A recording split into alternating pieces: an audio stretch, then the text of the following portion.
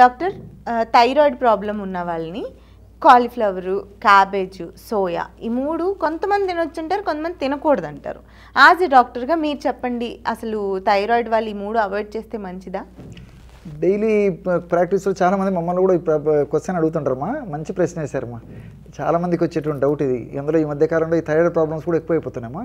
ముఖ్యంగా హైపోథైరాయిడ్ వాళ్ళ గురించి ఆలోచన చేయాలమ్మా. హైపోథైరాయిడ్ వాళ్ళకు సంబంధించి ఈ విషయంలో చాలా జాగ్రత్తగా ఉండాలి. ఎందుకంటే ఈ క్యాబేజీ, క్యాలీఫ్లవరు, సోయా ఇవి తినొచ్చు అంటే తినొచ్చు, తినకూడదంటే తినకూడదు. రెండింటికి నేను చెప్తానమ్మా.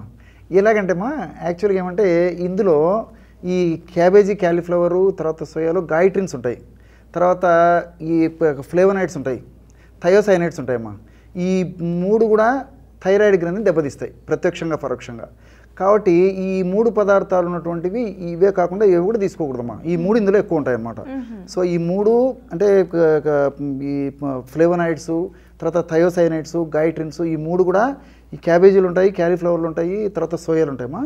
కానీ ఇక్కడ చాలామంది గమనించాల్సింది ఏంటంటేమ్మా, ఉడకబెట్టినప్పుడు ఇవన్నీ నశించిపోతాయమ్మా. సో ఉడకబెట్టి తీసుకోవడం వల్ల ఎలాంటి ఇబ్బంది ఉండదు.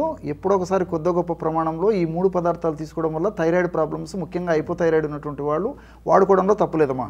అందులో మనమేమో థైరాయిడ్ ఇది క్యాబేజీ పచ్చివి తినమమ్మా, సోయా పచ్చివి తినము, ఉడకబెట్టి తీసుకుంటాం కదమ్మా. మరి క్యాలీఫ్లవర్ సో ఉడకబెట్టేసరికి ఈ మూడు పదార్థాలు పోతాయి కాబట్టి దానివల్ల వాడుకోవచ్చమ్మా, నిరభ్యంతరంగా వాడుకోవచ్చు, ఇబ్బంది లేదు. సో చాలా మంచి ప్రశ్న అడిగారు. వేలాది మంది, లక్షలాది మంది కూడా ఈ టిప్ క్లారిటీ వస్తుంది. Right, thank you.